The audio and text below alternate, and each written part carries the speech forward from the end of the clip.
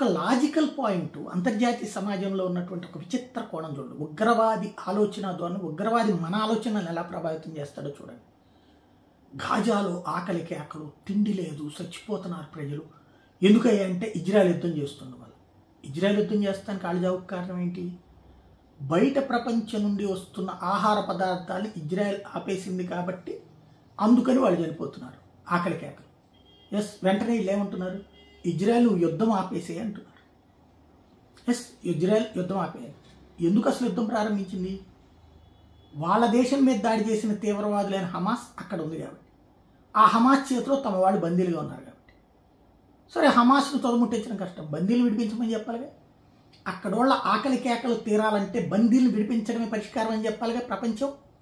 బందీలు విడిచిపెట్టేయండి, అక్కడ ప్రజలందరూ ఆకలి తీర్చేస్తారు, వాళ్ళు వెంటనే వస్తాయని చెప్పాలి కదా.